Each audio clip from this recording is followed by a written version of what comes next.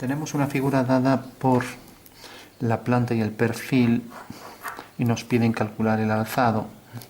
Sabemos del alzado que tiene por contorno un cuadrado, pero no sabemos más. Entonces tenemos que la planta de la figura tiene aquí una línea discontinua, una línea meridiana, pasa por la mitad de la pieza, tiene aquí una línea continua, también por la mitad de este rectángulo, y continúa por aquí una discontinua. Y ahora tiene aquí dos líneas discontinuas verticales, ¿no? Estas dos líneas verticales, Andrea, son tales que esta longitud que llamaremos A y esta que llamaremos B, pues A es un 70,8% de B. Bueno, y hay que calcular sabiendo que B vale 5, ¿vale? O sea que esto es igual a 5. Bueno, entonces tenemos que, cogemos aquí, a ver,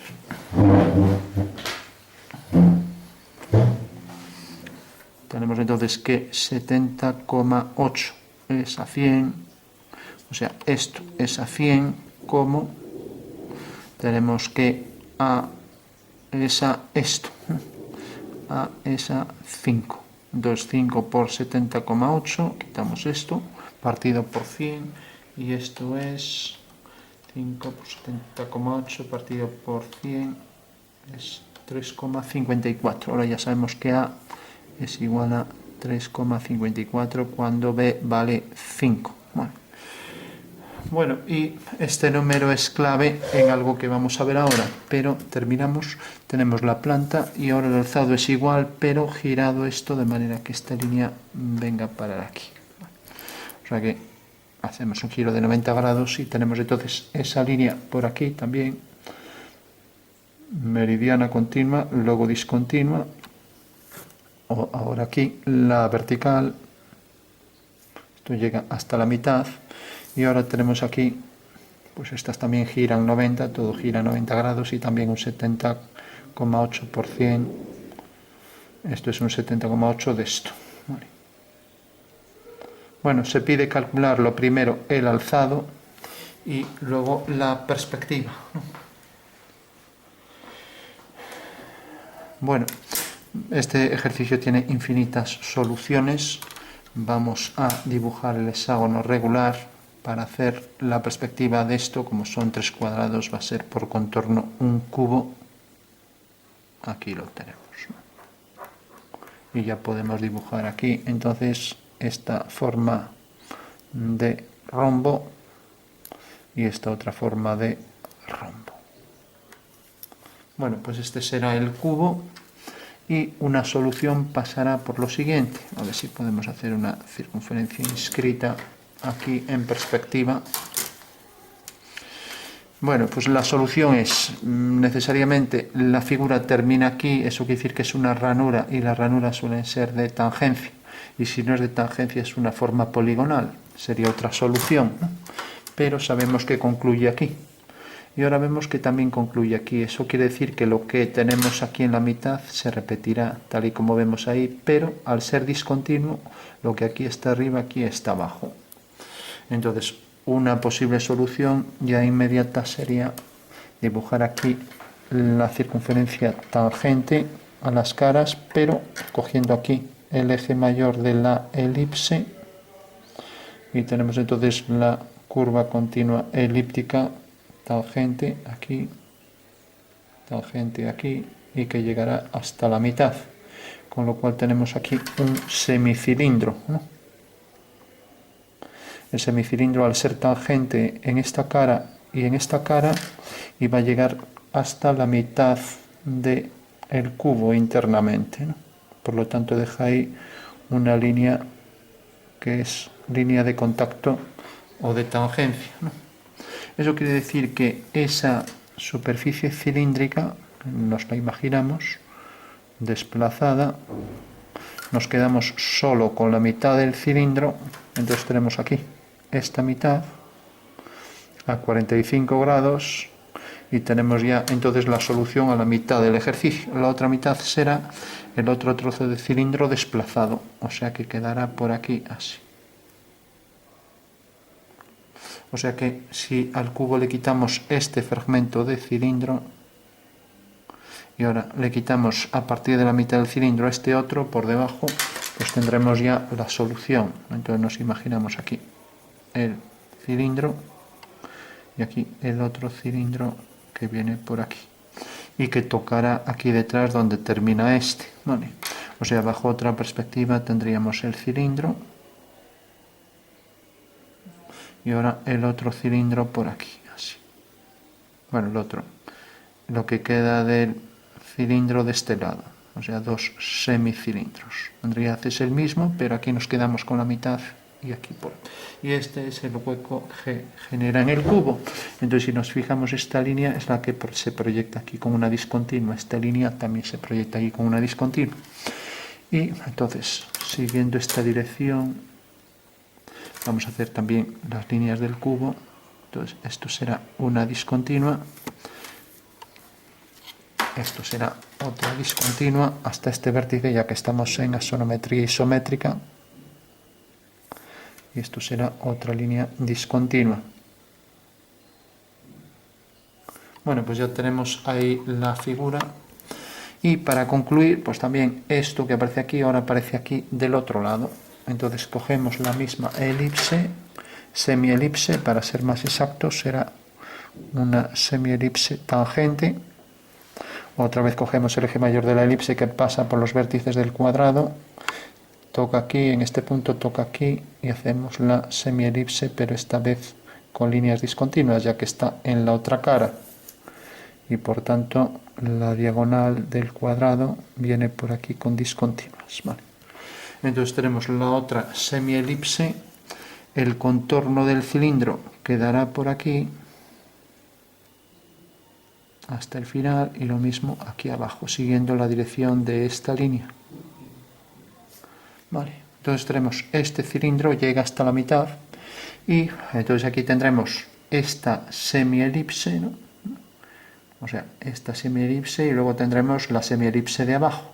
Eso quiere decir que toda esta semielipse la tendremos ahí completa y quedará perfectamente centrada sobre esta línea que pasará por el centro, ¿no? Y que también será el eje de simetría de estos dos triángulos equiláteros. Entonces ya lo marcamos. Una línea meridiana y dentro de esta línea meridiana pues tendremos entonces ya la elipse completa, que es común a las dos, o sea que aquí será la elipse completa común a ambas figuras, ¿no? Entonces ya la podemos dibujar aquí, la misma elipse, esta vez completa, y que tiene el eje mayor perpendicular a esta línea, y la hacemos totalmente discontinua. Es ahí arriba tangente, y pasa por ahí, por ese punto tangente a esta línea y a esta, y tenemos entonces ya esa línea. Bueno, luego tenemos esto que viene desde este punto hasta este, de mitad de esta arista a mitad de esta arista, y luego también con este de mitad de esta arista a mitad de esta arista. El contorno del cilindro y está completo, porque esta línea, que es la línea ortogonal a esta, pues vemos que es efectivamente esta que tenemos aquí, ¿vale?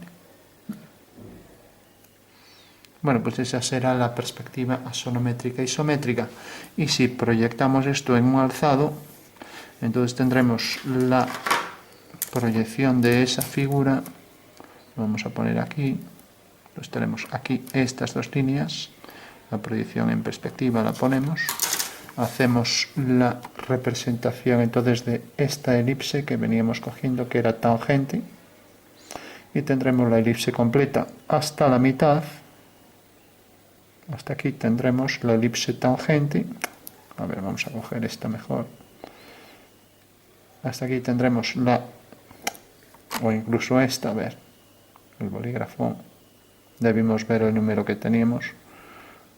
Entonces la elipse tangente, esto es continuo, hasta la mitad. Y luego, a partir de aquí ya sería discontinuo. y aquí abajo tangente. Y necesariamente la mitad del cilindro exige que esto esté cortado por la mitad, ¿vale? O sea que la elipse vendrá por aquí. Ese será el alzado, ¿no? Con lo cual ya podemos proyectar la figura y veremos que efectivamente la circunferencia inscrita pasa por estos puntos centrales y entonces tendremos hasta este punto la circunferencia continua, hasta este punto de la diagonal, y a partir de este punto discontinua. Entonces ya marcamos aquí la discontinua y aquí marcamos la línea continua. Bueno, pues esa será la solución al ejercicio, ¿no? O sea, un cilindro que atraviesa, un semicilindro que atraviesa hasta la mitad del cubo, provocando aquí esta línea, por ser tangente, una ranura común, una línea común a el semicilindro y el cubo, y nos deja ver aquí la línea continua que correspondería a este punto, y luego también corresponde aquí a este punto, ¿vale? Y visto desde aquí, como es tangente aquí, pues esta será la línea continua, mientras que esto era lo que definía de aquí a aquí el 70,8% de esta longitud, y de esta manera ya tenemos completo todo el ejercicio, con lo cual ya estaría resuelto, ¿no? Bueno, seguramente los que trabajen mucho con circunferencias y rectángulos, pues ya sabrían que este número corresponde donde corta la circunferencia a esta longitud, ¿no?, de este cateto respecto a la inscripción de la circunferencia en el cuadrado, ¿no? O sea, el 70,8% es un número clave, ¿no? Bueno, pues fundamental entender en el espacio qué líneas quedarían ahí visibles y qué líneas quedarían ahí sin poderse ver, o sea, las que son ocultas. Aquí vemos el hueco cilíndrico, ¿no?, y de este lado invertidos, ¿no?, esto con la curva hacia arriba, esto la curva hacia abajo, ambas tangentes que provocan ahí pues esta línea de la ranura hasta la mitad. Por detrás coincidiría, esto coincide para esta circunferencia y lo mismo, esto coincide para esta, lo que tiene la sonometría isométrica. En otra perspectiva hubiera estado más claro porque no coinciden todas esas líneas, ¿no? Y luego esta línea de separación entre los dos cilindros, como veíamos aquí, que es esta, que en la isométrica pues es así, y esta elipse será también con estos dos ejes de simetría, ¿no?, que coinciden con los ejes de la asonometría, ¿no? Bueno, es un ejercicio interesante y, como decía, tiene infinitas soluciones, porque si en vez de coger una circunferencia cojo, pues por ejemplo, un polígono que pasa por estos puntos, o cojo una curva irregular que pasa por aquí, siempre y cuando no tenga cierta concavidad que haga que tenga que proyectar este punto y este, ¿no? Por eso tiene infinitas soluciones, el polígono o todas las curvas que no tienen concavidad. Entonces podría hacer una curva con menos curvatura, en vez de ser un arco circular, es decir, debe pasar por el punto de tangencia, debe pasar por este punto de tangencia, entonces hago el arco más lineal, y lo mismo aquí, hago esto más lineal, por ejemplo, y entra tangente ahí. Bueno, pues otra solución, entra tangente en ese punto, o la forma poligonal, o cualquier curva que quiera coger por ahí que no tenga esa concavidad de la que hablábamos antes, ¿no? Bueno, pues fundamental, tenemos las dos vistas y tenemos que pensar que al proyectar este punto caerá sobre esta línea, y al proyectar este punto sobre esta línea, y lo mismo aquí, al proyectar aquí en el perfil estos puntos, por un lado en la planta, y tenemos también las alturas que corresponden a estos dos segmentos, y luego aquí donde termina un cilindro y donde empieza el otro, con lo cual ya tendremos ahí al completo la figura, ¿no? Y bueno, es una figura muy intuitiva, pero una vez que se le da unas pocas vueltas, pues es fácil de sacar.